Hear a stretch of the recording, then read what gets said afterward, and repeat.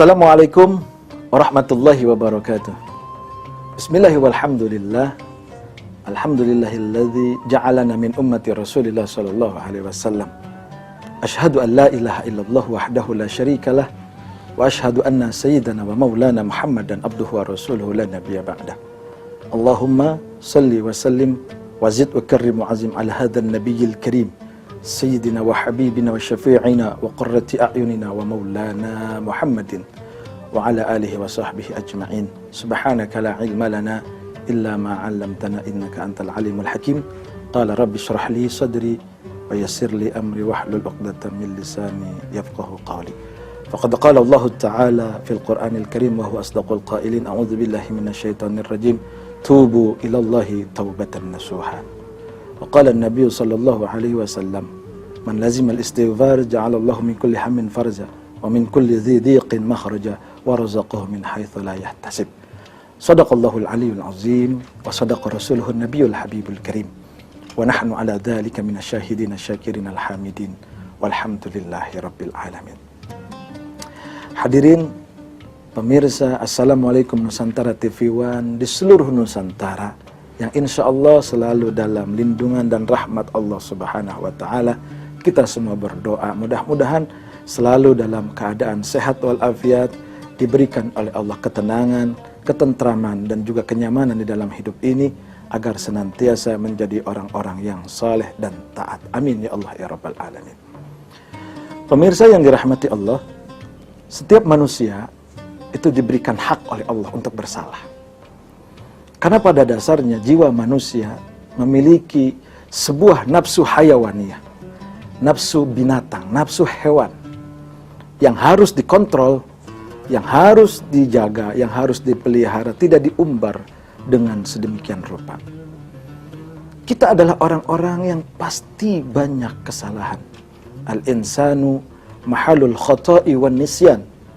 Manusia pada dasarnya adalah orang-orang atau makhluk-makhluk yang Allah ciptakan dalam keadaan lalai dan lupa dan dalam keadaan salah. Kita lihat berapa banyak di tengah-tengah masyarakat kita orang-orang yang melakukan kesalahan. Mereka melakukan kemaksiatan-kemaksiatan. Mereka melakukan kecerobohan-kecerobohan dari lisan, dari kata-kata, dari perbuatan ataupun tindak tanduk sehari-hari di dalam bermasyarakat ataupun muamalah kepada Allah Subhanahu wa Ta'ala. Memang betul, baginda Nabi telah menyatakan, kullu bani Adam khatta'un. Setiap anak Adam itu pernah melakukan kesalahan. Tapi ingat, kesalahan itu jangan menjadi sebuah adat. Kesalahan itu jangan menjadi sebuah kebiasaan yang pada akhirnya akan menimbulkan noda-noda hitam di hati kita. Al-Imam Ghazali rahimahullahu ta'ala mengatakan, dosa adalah seperti satu titik noda yang ketika kita melakukan kesalahan, maka akan nampak sebuah noda, sebuah titik hitam di hati kita yang pada akhirnya nanti akan menghalangi perbuatan-perbuatan baik kita. Maka dilanjutkan oleh hadis Nabi, wa khairul khatta'ina at-tawwabun, dan sebaik-baik dari umat baginda Nabi adalah mereka yang melakukan kesalahan tetapi lantas mereka buru-buru bertaubat kepada Allah. Ini manusia sekarang banyak yang nyaman dengan kesalahannya, membicarakan keburukan orang lain, membicarakan kesalahan orang lain, membicarakan kekurangan orang lain yang justru padahal kesalahan mereka, kekurangan mereka jauh lebih banyak dari orang yang dia salahkan, dari orang yang dia bicarakan. Semut di depan, semut di seberang lautan itu terlihat jelas daripada gajah di depan mata. Artinya apa? Kesalahan orang lain, kekurangan orang lain, kehinaan orang lain justru jauh nampak lebih besar di mata kita daripada kesalahan dan kehinaan kita. Maka kalau kita sudah tahu bahwa kita adalah jiwa-jiwa yang bersalah, pribadi-pribadi yang pernah melakukan kesalahan, jangan pernah mengulangi kesalahan itu. Kita hilangkan kesalahan-kesalahan itu dengan perbuatan baik. Contoh, mungkin yang hidupnya sudah 20 tahun, sekarang menginjak 21, 22 sampai 25. Kita pernah melakukan meninggalkan perbuatan-perbuatan baik. Kita pernah meninggalkan sholat, kita pernah melawan kepada orang tua, kita pernah bermaksiat kepada Allah. Hari ini kita jadikan bahwa dosa kemaksiatan itu baik kepada Allah, kepada orang tua, atau kepada sesama. Kita hancurkan dengan apa? Dengan perbuatan baik yang bernama taubat. Wa atbi'is sayyi'atal hasanata tamhuha.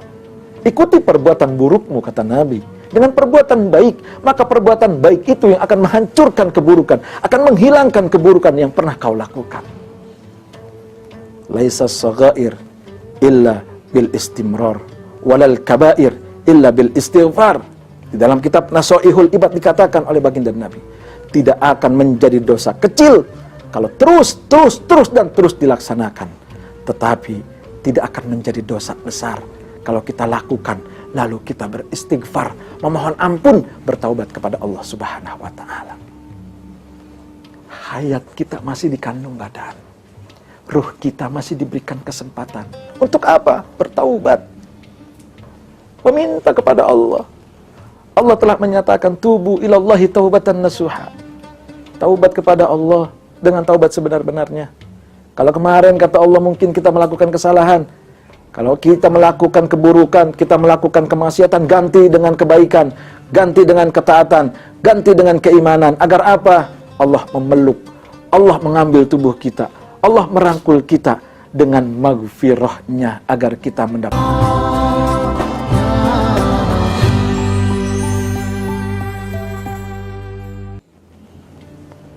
Kita ini adalah pribadi yang penuh dengan dosa.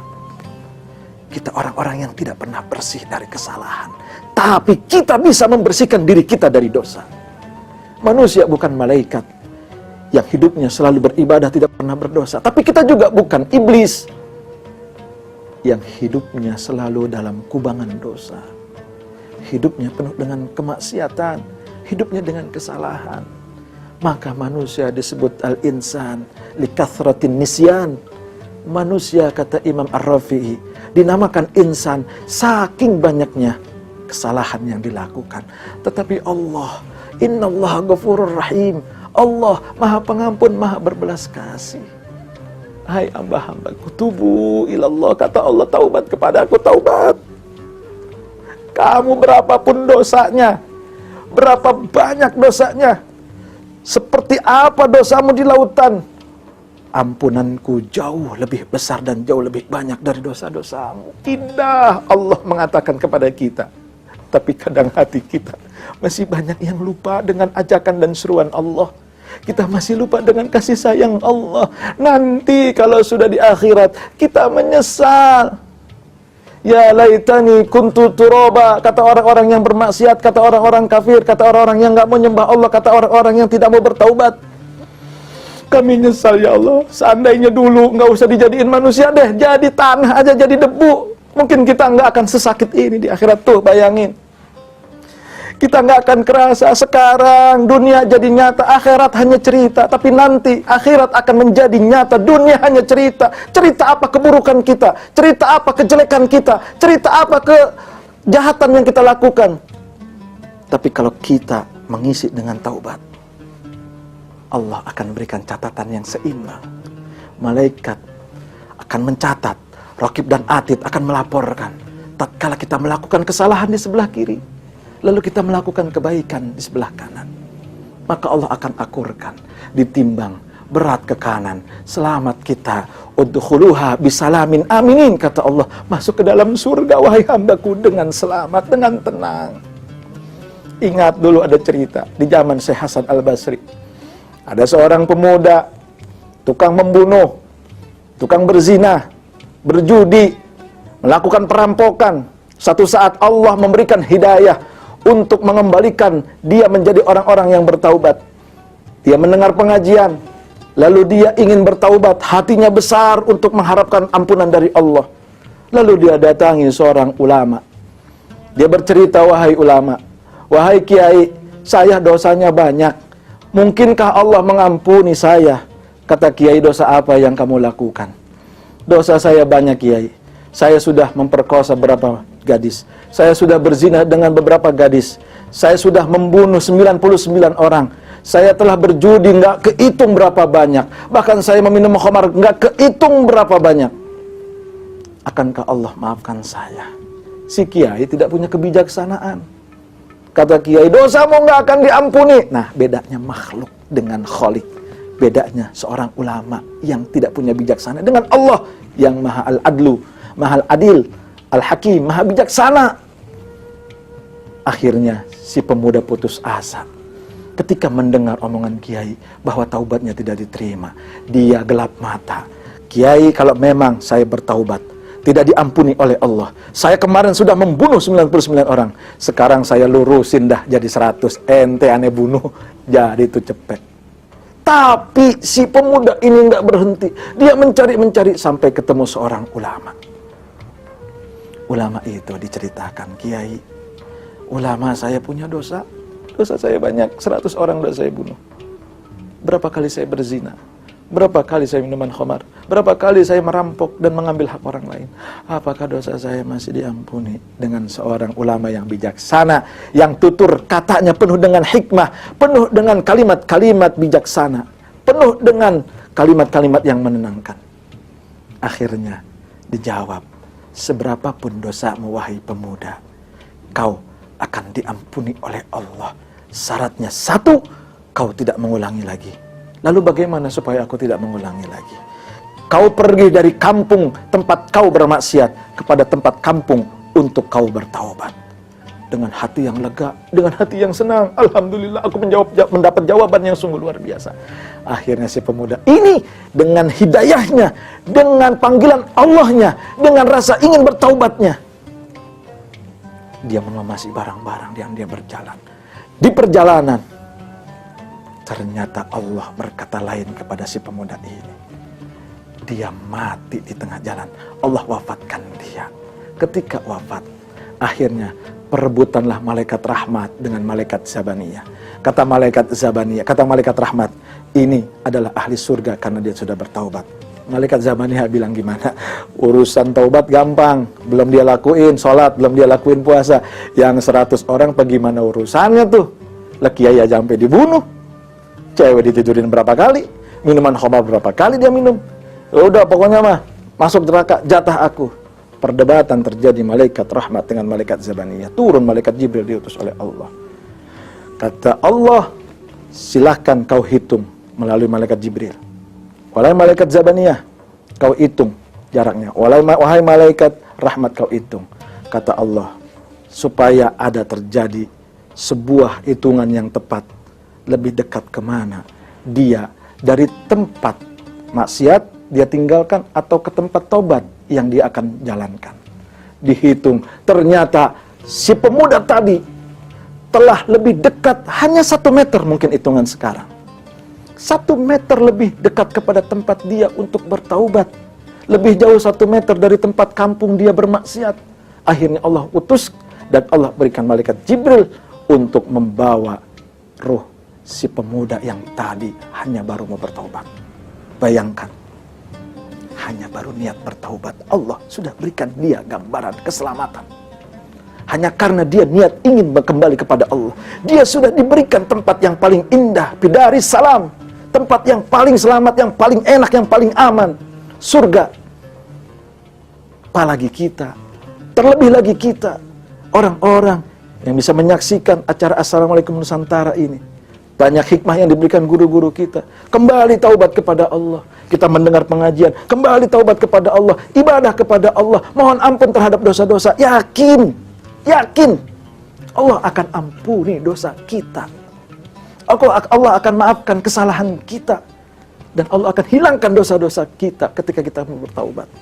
Tapi dengan catatan, jangan pernah kita ulangi lagi kesalahan itu, sebab Allah akan murka kepada orang-orang yang memainkan taubat. Ingat, setan akan selalu menggoda hamba-hambanya yang ingin bertaubat dan sudah bertaubat. Ngapain sholat? Mendingan juga nongkrong di pasar, minum minuman keras. Ngapain puasa? Mendingan makan siang hari, perut nggak lapar. Ngapain sholat? Mendingan juga jalan-jalan. Ngapain ngaji? Mendingan juga main. Ngapain baca Quran? Mendingan kita main game. Itu godaan setan.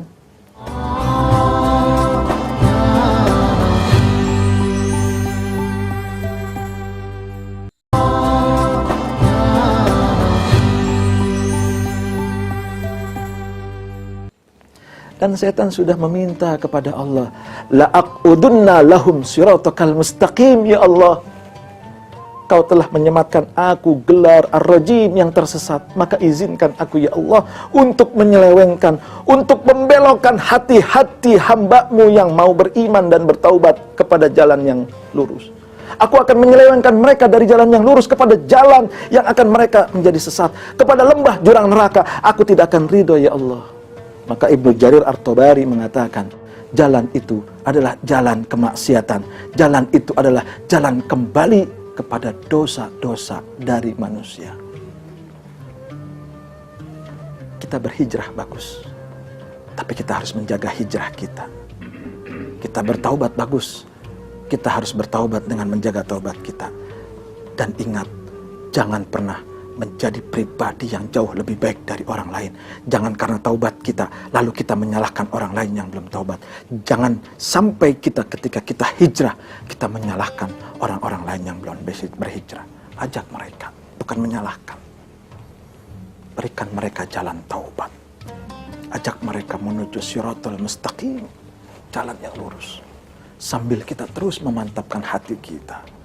Mukmin yang baik, kata baginda Nabi, bukan mereka yang gak pernah salah. Mukmin yang baik bukan mereka yang tidak pernah masuk kepada lembah kemaksiatan. Tapi mukmin yang baik ketika masuk ke dalam lembah kemaksiatan, masuk kepada jurang kesalahan, masuk kepada maksiat dan dosa, lalu dia angkat dan tidak mau masuk ke dalam lubang yang kedua kali. Jadilah kita orang-orang yang bersyukur dengan nikmat ini. Lalu nikmat ini kita jadikan sebagai jalan untuk menuju Allah dengan taubat. Apapun dosa kita, apapun kesalahan kita, Allah pasti akan ampuni. Dan ingat, jangan mempermainkan taubat. Iyakum wa muhaqaratiz dzunub, kata baginda Nabi, jagalah olehmu mempermainkan kembali kepada dosa-dosa, mempermainkan taubat lalu kau berdosa. Jangan pernah kita anggap kecil dosa-dosa kecil. Karena dosa yang kecil semakin lama, semakin besar, semakin lama akan menumpuk. Dan disitulah nanti akan mengundang murka dari Allah Subhanahu wa Ta'ala. Dan dosa inilah yang akan nanti menghempaskan tubuh kita kepada lembah neraka. Bayangkan gambaran neraka karena dosa-dosa kita. Neraka yang paling rendah, neraka yang paling ringan, neraka yang paling kecil, neraka yang paling sempit. Baginda Nabi mencontohkan ketika kita memakai sendal dari neraka. Ini neraka yang paling rendah. Kita pakai sendal di neraka, yang pecah kepala kita, keluar isi kepala kita. Padahal yang nginjek kaki bagian paling bawah dari tubuh kita. Tetapi yang meledak, yang pecah, yang keluar isinya adalah bagian yang paling atas. Apa artinya? Dosa yang kita lakukan sekecil apapun akan meluluh lantahkan tubuh kita, akan menghancurkan badan kita. Sekarang tidak akan terasa. Sekarang kita belum merasakan. Sekarang mungkin kita hanya menganggap itu ilusi. Bahkan berapa banyak orang yang berani menentang Allah. Ngapain puasa, ngapain sholat, gua nggak puasa, gua nggak sholat, tapi bisa dapat rizki. Saya nggak sholat, saya nggak puasa, Allah belum siksa saya. Belum kerasa di dunia, belum. Nanti di akhirat azab al-jahannam akan mendapatkan azab yang sungguh pedih dari neraka jahanam. Bayangkan yang paling rendahnya saja kita nginjek sendal yang pecah kepala. Bayangkan saja yang paling bawah anggota tubuh kita, neraka yang paling kecil, kita injek sendalnya, kepala kita keluar semua isinya. Apalagi nanti tubuh kita akan diremukkan. Orang-orang yang tidak pernah melakukan sholat akan dimakan oleh binatang seperti ular yang bernama sakor. Apalagi mohon maaf, yang ketika lisan orang-orang yang selalu gibah dan tidak mau bertaubat akan digunting oleh Allah. Mulut-mulut yang memakan harta orang lain, mulut-mulut yang memakan dari harta yang haram, mulut-mulut yang memakan dari harta yang tidak hak, maka akan dimasukkan ma fi butunihi nar. Perutnya isinya neraka. Bayangkan, kita sakit mah aja sungguh luar biasa sakitnya. Perut kita panas, kita sudah merasakan tidak enak dan tidak nyaman. Apalagi nanti kita bawa-bawa itu api di dalam neraka.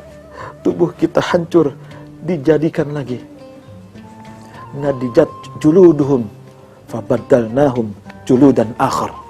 Kulit-kulit nanti akan dibakar, akan dihancurkan, diganti lagi, hancur, diganti lagi, dihancurkan, diganti lagi. Istimror, terus menerus seperti itu. Apakah kita tidak takut? Maka yuk, kita lantunkan istighfar. Kita memohon ampun. Kita bersujud, ya Allah, maafkan dosa-dosaku yang masa lalu. Maafkan kesalahan-kesalahanku yang dahulu. Aku bertaubat kepadamu hari ini, ya Allah.